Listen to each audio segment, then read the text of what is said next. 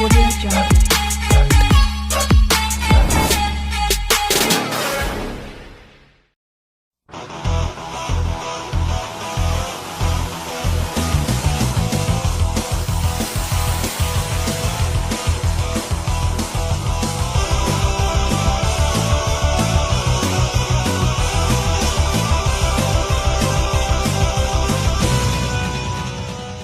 Arrives at the command center and updates the Rangers about Master Vile's hope to get the Zeo Crystal. Thousands of years ago, the people of M51 hid the Zeo Crystal in the Caves of Deception and put a defense shield around it so that only those with good and pure hearts could ever touch it. The caves lie directly beneath Rita and Zed's palace. Why? Well, as it turns out, Zed didn't actually build the palace. It was once a fortress for good, and while the palace has been corrupted by evil over the years, the defense shield for the Zeo Crystal remains intact. While Zordon is confident that Zed and Rita can't get to the crystal, because of Master Vile's own power and experience, they fear he could gain access. Made worse is the revelation that the Zeo Crystal gets more powerful over time. So basically, it's a perpetual energy generator.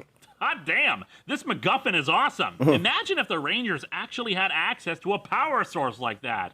But nah, they'd never do that. Master Vile creates a new monster by,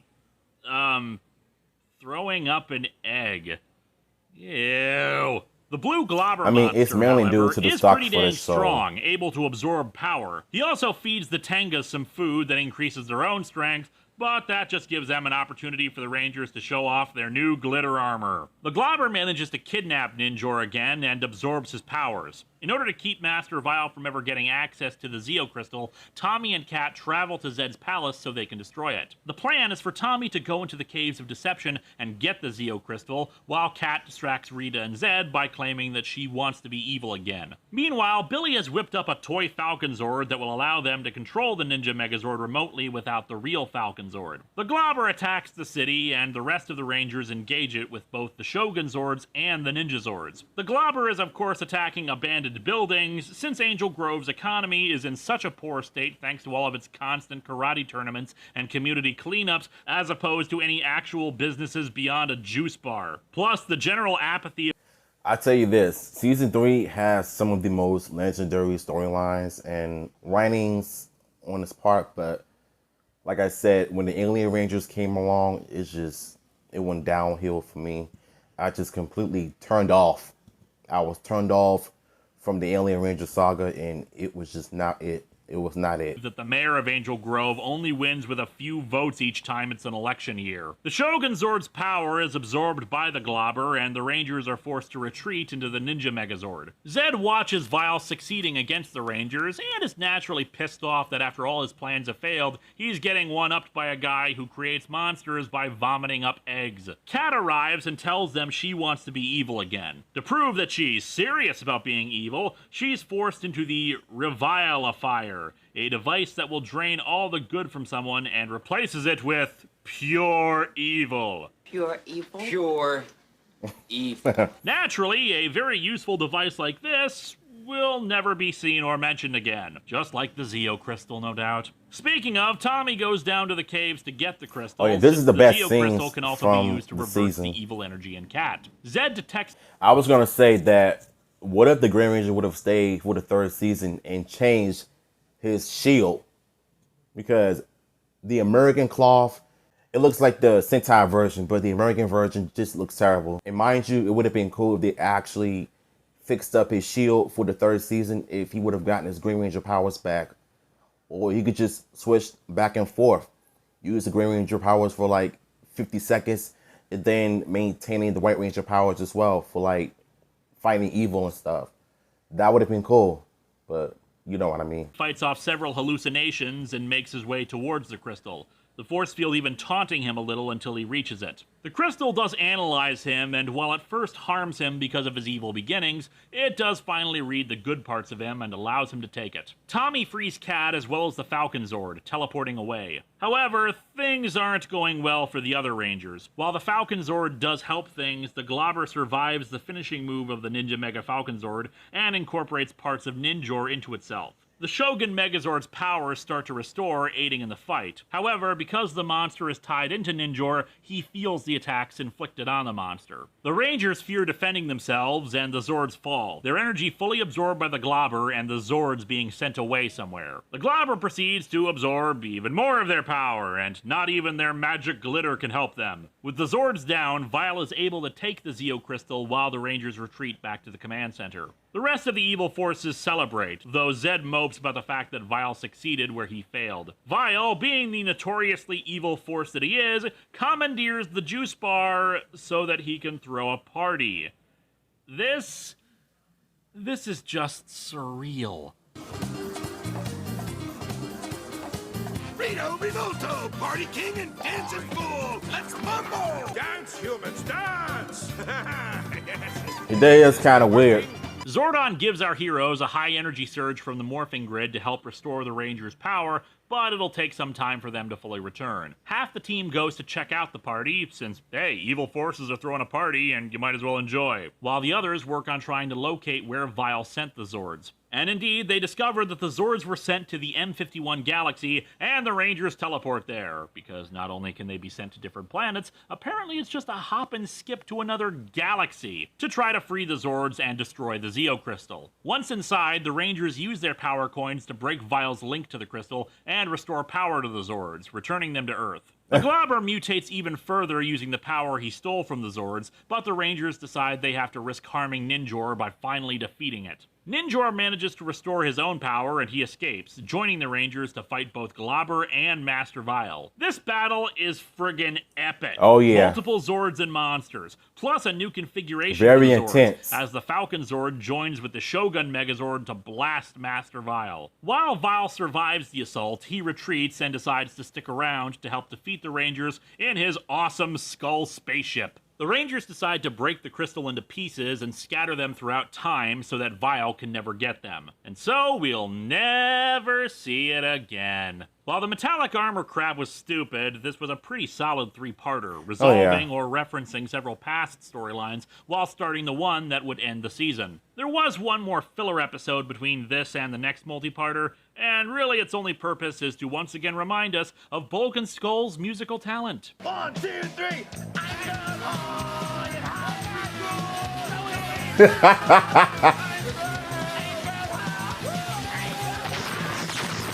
See? They rock so hard they blow up their own equipment. Vile's next plan is to use a mystical orb, the Orb of Doom, because ancient forces really suck at naming things, to reverse the Earth's rotation and make it spin back in time, using the same kind of Which is probably the worst idea you can do, to turn it into the Alien Ranger saga, which completely turned me off, and I wasn't really into the series.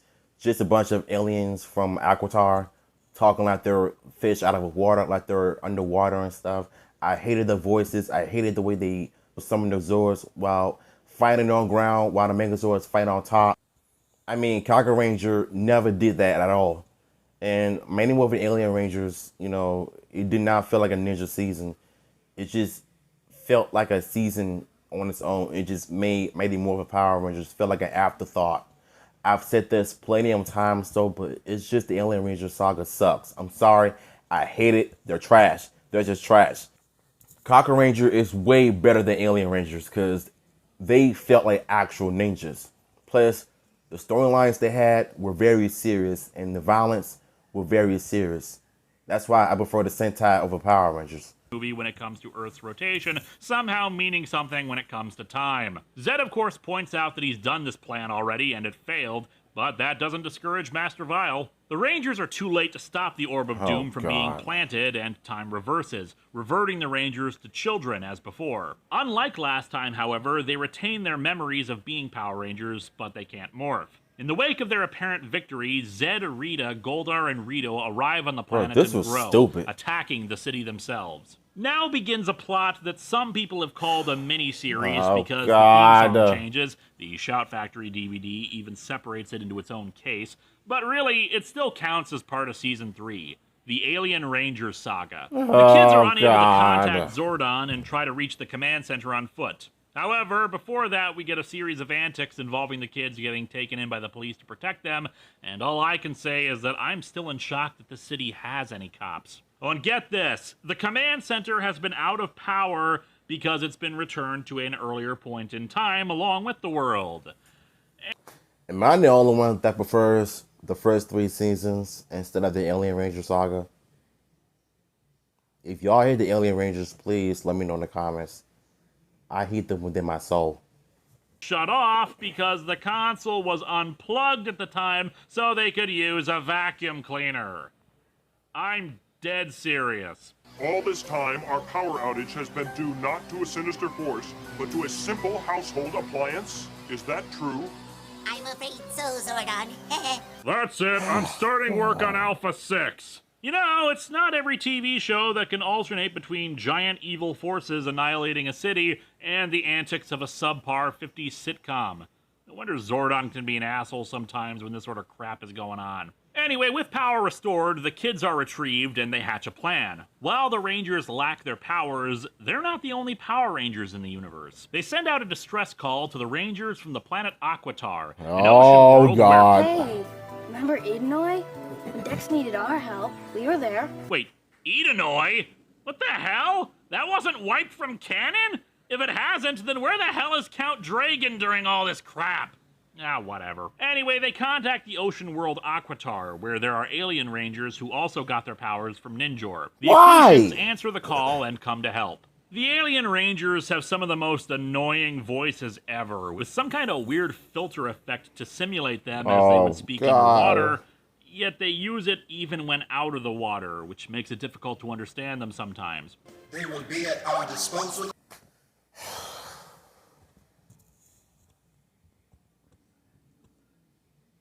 This is an embarrassment for Mighty Morphin. I hate the Alien Rangers. I swear to God, I do. So they need water to survive. I gotta tell y'all something. Originally, Saban was gonna call them Mighty Morphin Ninja Rangers instead of Alien Rangers, so they could just use their ancestors to become Power Rangers to fight, you know, Zed and Rita's monsters while using Cocker Ranger footage faithfully. But the Alien Rangers, trash, pathetic. They didn't really have to give them water to stay hydrated. It's dumb. It's just dumb. I'm sorry.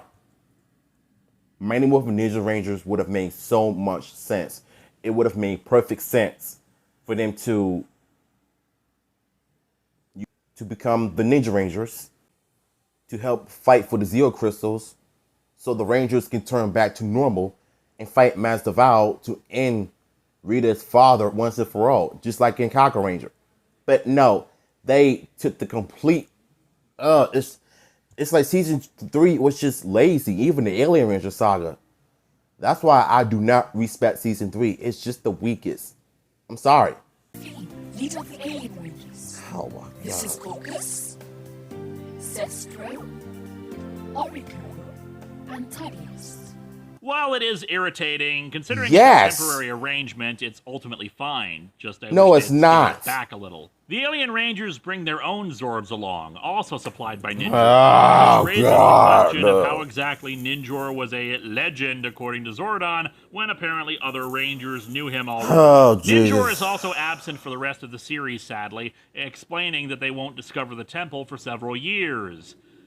Except this brings up the biggest problem of this storyline, the time travel aspect. I will grant the fact that the Rangers retain their memories, since the morphing grid or their powers in general could have preserved their knowledge, except then, why can't they access their powers? Zordon and Alpha could have been It's just preserved stupid. from the It's time terrible travel writing. because It's of what the it protections is. of the command center, except the command center itself apparently returned to an earlier point of development, hence the whole vacuum cleaner crap. Ninjor can't come and help because time has moved to before they ever found him, except the Equations have access to the Shogun Zords despite them not being discovered for several more years. This will get even more problematic later when one of the teens is restored to their proper age, but not anyone else, raising the question of the Rangers' families, since obviously preteens are going to be under more supervision than the teens, yet they seem to spend a lot more of their time in the command center. What's worse, 5 of the Rangers should not even be here, since Kat is Australian and had just moved to Angel Grove,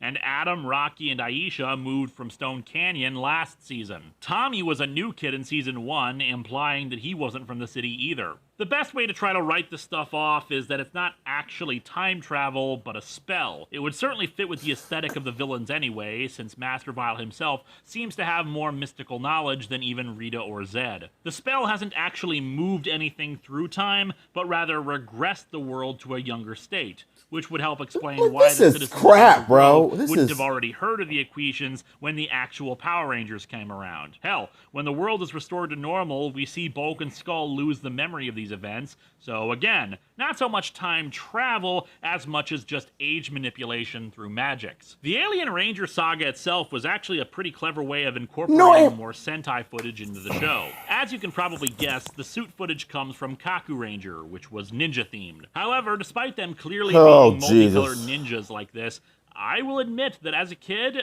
I was completely fooled. That's primarily because, like I mentioned before about the Die Ranger suits being a radical departure from the expected suit design, this is a similar deal. Very little white in the suits, no mouths on the helmets, a lightning bolt insignia off-center, and most memorable for me at least, the visors. The visors of the helmets are much smaller than on the Mighty Morphin suits, without even an animal shape around it. Compared to the Mighty Morphin suits, they look, for lack of a better term, alien. The downside of the Equations coming to Earth, however, is that they require hydration to sustain themselves, meaning they often have to travel to... Again, terrible writing, lazy development for the Alien Rangers. Why can't you just call them Ninja Rangers instead?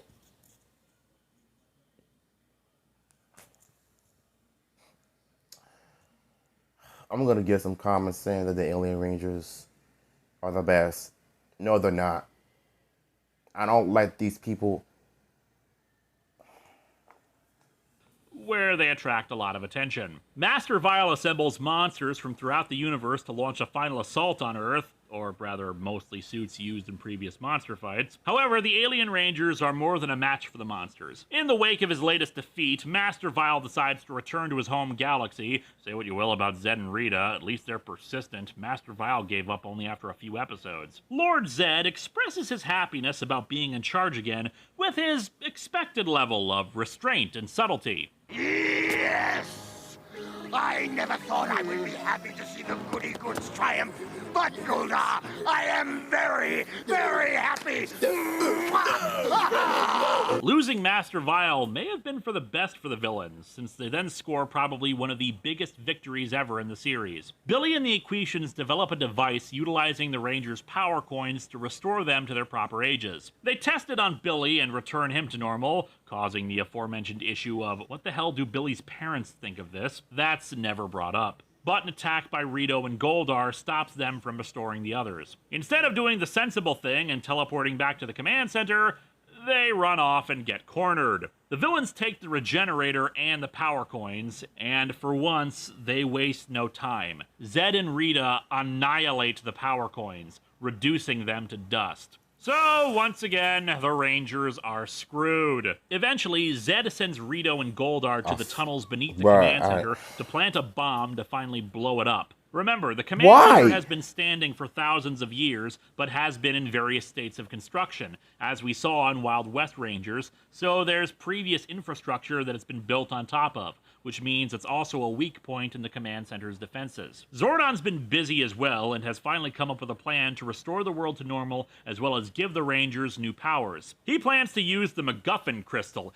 Wait a second. The Zeo Crystal? You mean it actually has some significance? Yes, in a brilliant move, the writers established the Zeo Crystal early so the viewers knew what they were talking about, and are going to use it to set up the next season. The 5 unrestored kids will be sent through time to locate their own Zeo subcrystal and return them to the command center. For some reason, the Zeo crystals have locked on to each of the Rangers' heritage and ancestry. Lord, this they season must overcome personal issues, blah blah blah, heart of the cards. The season comes to a close in the two-part Hog Day afternoon. Rita and Zed summon their equivalent from Aquitar, named Hydro Hog, to deal with the alien rangers. Meanwhile, Goldar and Rito, after several episodes of wandering around the tunnels under the command center, finally arm the bomb in the proper spot. Rita instructs them to steal the Zeo Crystal once it's assembled. Aisha, during her quest, decides to stay in the alternate time period to help the animals suffering from a plague with her veterinary skills, established earlier in the season,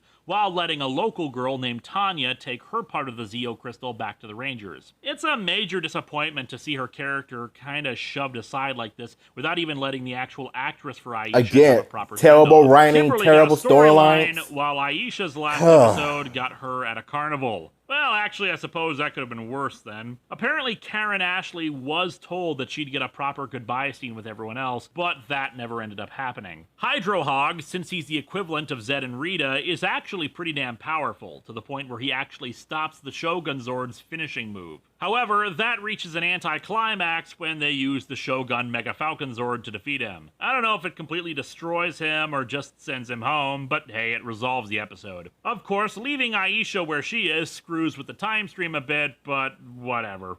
Aisha, your decision to remain has altered the course of your family's history, and you will find that they have joined you when the world is returned This is to the stupid. future. That does not even begin to make sense in the slightest, not even with my speculation about how it works. The Zeo Crystal is fully reassembled and the time stream is returned to normal, bringing everyone back to their proper ages, including Tanya. They bid farewell to the Equation Rangers and celebrate being back to normal, Alpha and Zordon talking with Tanya to get her acclimated to the new time period. However, their victory is short-lived. Goldar and Rito immediately come up from under the command center, swipe the Zeo Crystal, and teleport away. The bomb goes off, causing the command center to start exploding. Billy tries to help protect things, but he gets a face full of energy, and Alpha teleports the Rangers out of the command center to save them. And so the season, along with Mighty Morphin Power Rangers, ends with the command center blowing up. Season 3 is where the magic versus technology theme that I've theorized about starts to shift,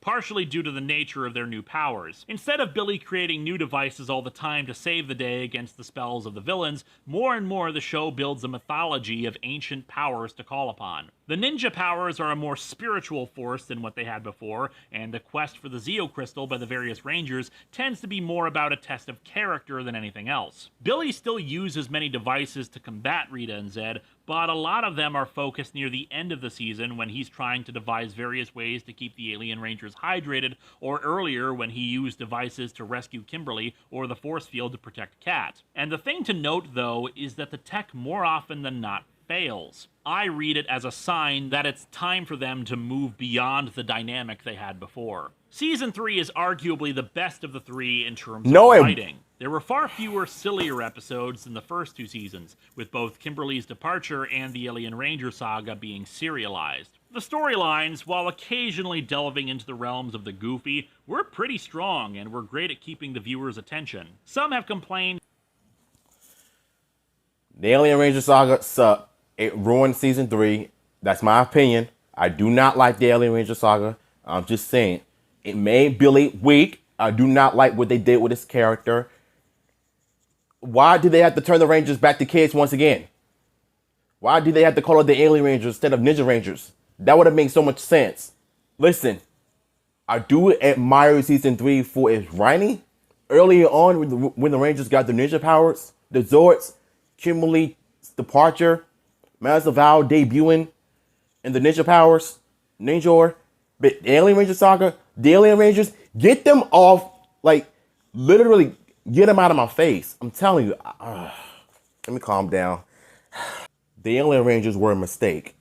I'm sorry. That's just how I feel. Status quo was a turnoff, but personally I liked it. There was enough filler for a status quo to actually exist at times, but not so many that the season would get dull. People have said that when Rita and Zed got married, it ruined Lord Zed, basically turning him into a second banana loser that often took the backseat to other villains. However, I have to vehemently disagree. The truth is, well, Lord Zed was starting to suck at his job. Don't get me wrong, he was still as menacing as before, but he was falling into the same rut that Rita had fallen into. He would make a monster, send it out, and it'd be defeated in 10 minutes. The truth was that as time went on, he was simply not succeeding as a villain. But then Rita and Zed got married. Now, while Zed's personality did change a bit, it wasn't really all that different. He was still angry at failure, and their strategies against the Rangers became more elaborate, though with the occasional stupid one that always crops up when you're trying to come up with plans on a weekly basis to eliminate your enemies. However, despite him cracking a few more jokes and acting in a slightly more silly manner in his gesticulations, he was still scary and powerful. And really, what was on Zed's list of successes while he worked solo? He destroyed the Green Ranger powers. Okay, fair enough. But what happened when he married Rita? They destroyed the original Zords and powers, destroyed the new powers, although whether that destroyed the Ninja Zords is unclear and the fate of the Shogun Zords is unknown, entered the command center, and almost killed Kimberly, for that matter, blew up the command center, took Ninjor prisoner, and later helped destroy the Machine Empire. I hate to say it, people, but Zed was better off with Rita than without her. In one episode, Goldar discovers the truth about how Rita got Zed to marry her, and gets Finster to create an antidote. However, when he tries to use it, it does nothing. It could be that Finster didn't actually give an antidote, but the implication of the episode is that Zed actually does love Rita. Which kind of makes sense, considering, as we saw last season, his ideal mate is Rita. Bulk and Skull start demonstrating more of a sense of responsibility and morality in the season. Yes, they do bumble around quite a bit and still verbally make fun of the teens, but here they actually start caring about what they're doing. For example, in one episode they mock an inscription on a lamp owned by Adam, but when they almost damage this family heirloom, they show genuine concern about their actions. While some of the time it's simply fear of retribution from Lieutenant Stone, other times it looks like they actually care about helping people now that they're in a position of authority. For example, there's this really inspired bit where they spot what looks like a group of kids drowning. We gotta save them! Hold on, kids! We'll save you!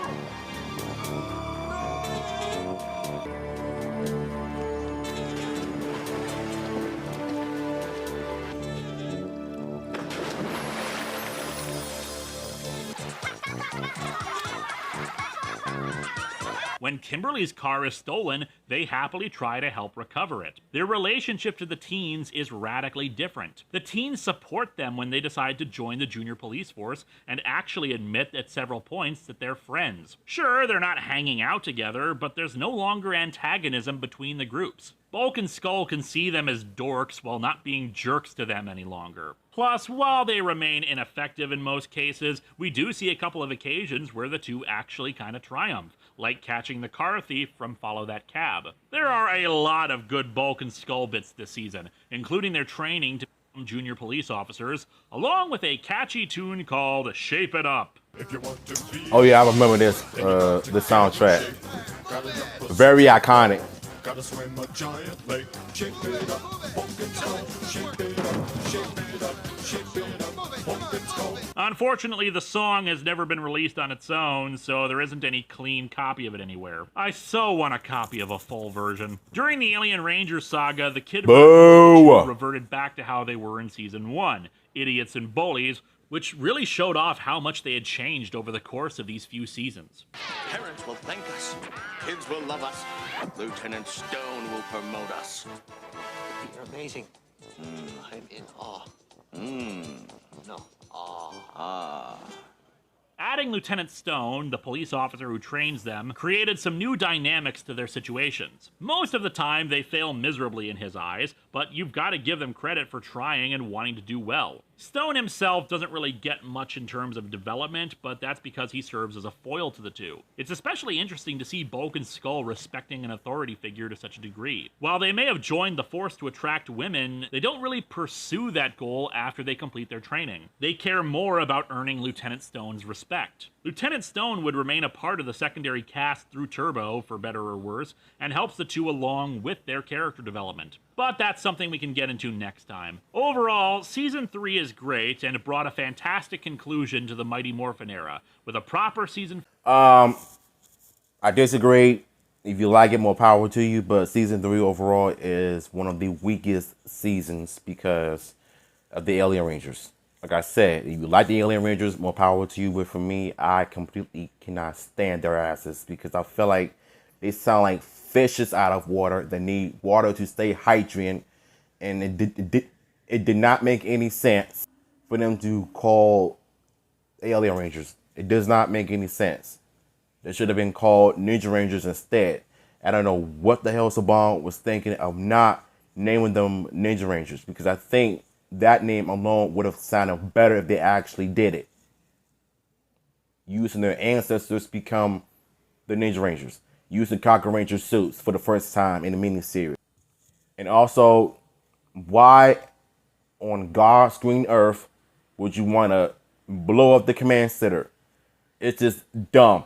Dumb writing, dumb moments. It is, the Alien Rangers just completely, like, it made me stop watching Mighty Morphin Power Rangers altogether. Like, they completely ruined everything for me, though. That's just me. If y'all want the original video, it would be in the description below. I'm going to see y'all in my Zeo review by Linkara. So, I'm out of here.